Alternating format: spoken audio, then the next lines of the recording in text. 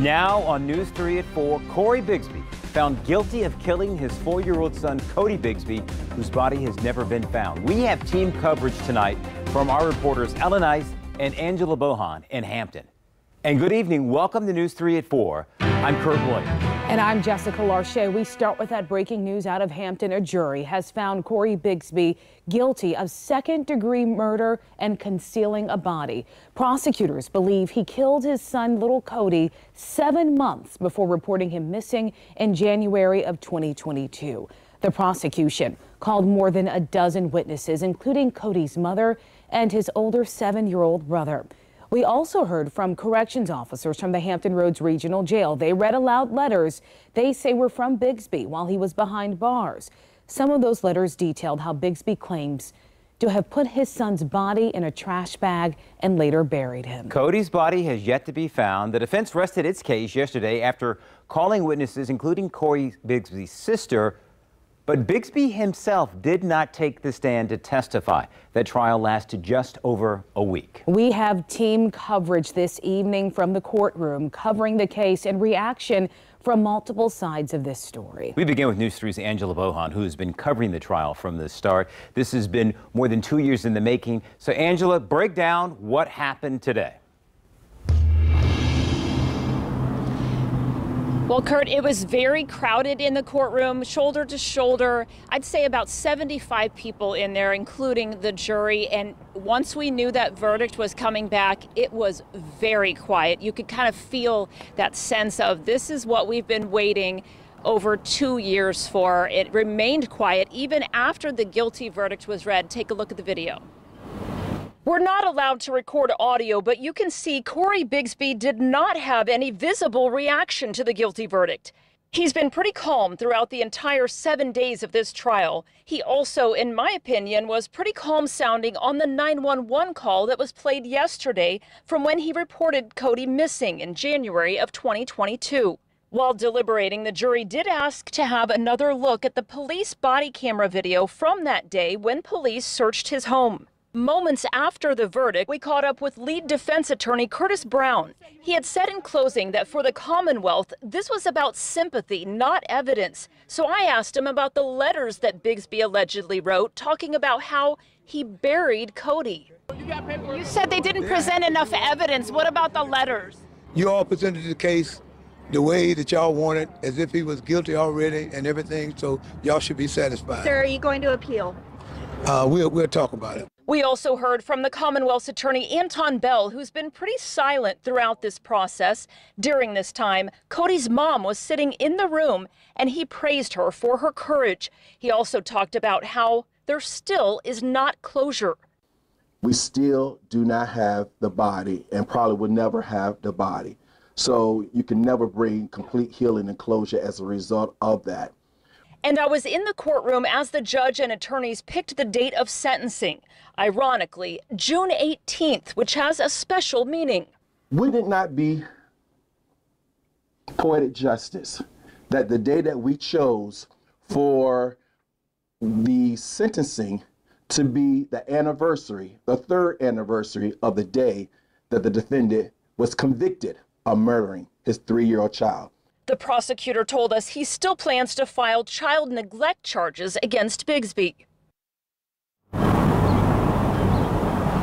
And Bigsby has been out on bond since last summer, but he was taken back into custody today after the verdict was read. But this has been an emotional, long trial, and I can tell you from sitting in during all of this, I want to tell you 3 memorable moments, for me anyway, watching all of this. First was when his brother testified that he could not wake up his brother. That was definitely an emotional time for those in the court to hear that. Also hearing the corrections officers read those letters that they say Bigsby wrote detailing the death of Codi. And finally, today, in the closing final argument that Anton Bell gave, it was kind of breathtaking, really. He said that Codi's eyes, according to his brother, when he found him, were open, and that the last thing that he must have seen was his father beating him. That was very emotional to hear that, and that is how he ended it with the jury. It kind of sums up the feeling of this trial. Back to you guys. And Angela, I know this is emotional for you as well. You are a mother. So many of us have opened our hearts to Codi and what has happened to him. I want to talk more about that June 18th date, because during the trial, they're alleging that Cory Bigsby beat his son, or Cory wrote in a letter that he beat his son, and they believe that June 18th date is the day, June 18th of 2021, is when Codi actually died. Yes, I caught that right away, and really it didn't seem planned. They were going back and forth about different dates in May and June, and then they even talked about June 19th, but said no, that's a holiday, and they ended up on June 18th, and I recognized that right away as the 3-year mark, according to police, of what they believe from that letter.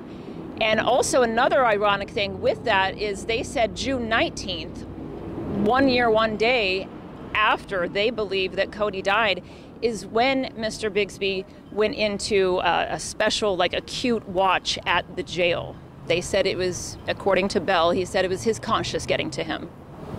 Wow. Wow. Angela, we thank you so much for your attention to detail, pouring your heart into covering this case for our community. Thank you for following through.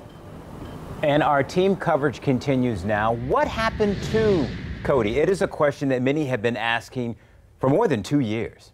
News 3's Ellen Ice is joining us now. Ellen, like many of us, you have been following this case closely for the last 2 years. You were there in the moments, the minutes, the hours, the days after Codi was first reported missing. What was that reaction like from the community to hear this guilty verdict for his father today? Well, it's been an emotional trial for sure, and absolutely an emotional 2 years for Hampton Roads. And it all came down to one moment when the verdict was read this afternoon.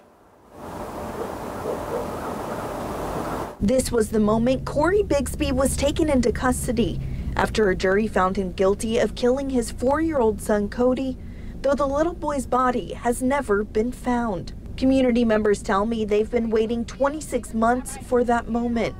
Codi was first reported missing in January of 2022, capturing the attention and hearts of Hampton Roads. Justice. Wow. That's all anyone wanted, is justice. And now please just come forward and say, where is he? So there can be closure. He got me. He got us all. His face, when we seen his face, we fell in love with him. And he became 7x7's child. Wow, an emotional moment there. That was just maybe 20 minutes after the verdict was read. And coming up on News 3, we're going to hear more from these folks who have been here every day, who have been here for 2 years, and hear their reaction to that guilty verdict. For now, we're live in Hampton. Ellen Ice, News 3. We now want to continue our coverage. Thank you, Ellen, for being a part of this awesome team coverage. And we now want to continue with analysis from Dr. Eric Claville with Norfolk State University. And I guess right off the bat, what is your reaction to this? Well, my reaction is I'm not surprised at the verdict itself. It was a very long trial, a very long ordeal. It was a trial that really captured the Hampton Roads community as a whole.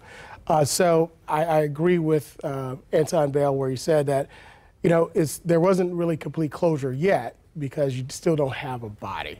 But once again, I'm not really surprised at the verdict. The defense has said that there wasn't much evidence, but the letters, there was a letter dictated to a corrections officer, and then there was this notebook, this journal that Cory Bigsby kept, where he seemed to, with pretty clear language, admit that he had a hand in his son's death. How important was that evidence in this case, especially because there is no body? Correct. I believe that testimony, those letters, were the turning point for this particular trial.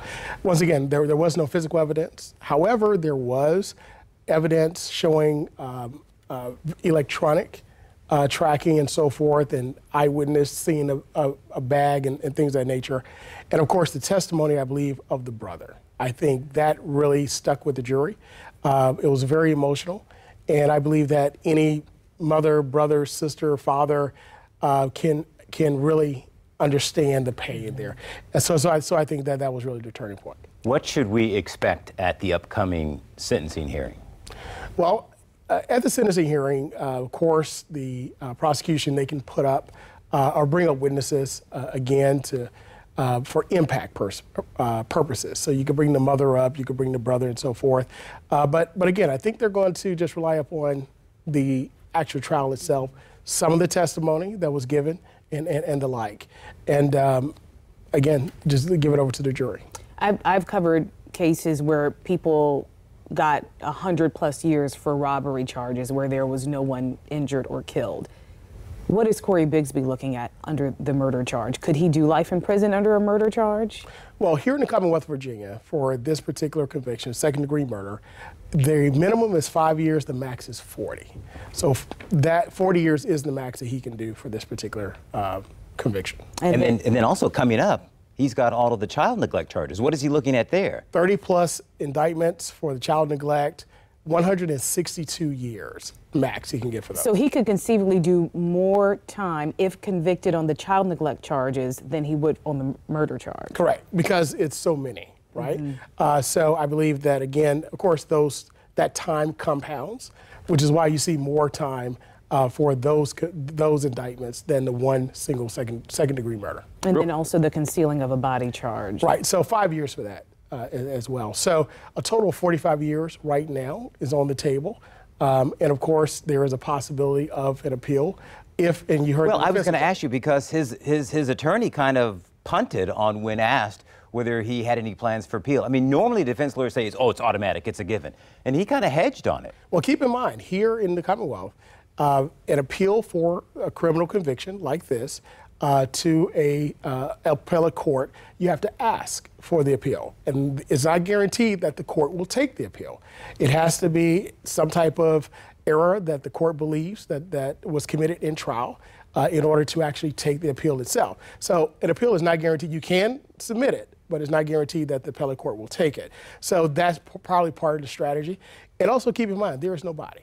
So I'm saying that if there is no body, is there a possibility that they could say, hey, if we strike a deal on letting you know where the body is possibly buried, if it is, could he get a lesser charge? I mean, a lesser penalty for this conviction, and also probably drop the rest of the charges. That is interesting to consider. Wow. Dr. Eric Pavil, thank you so much for joining us with this analysis tonight. We'll see you again at 5. Absolutely.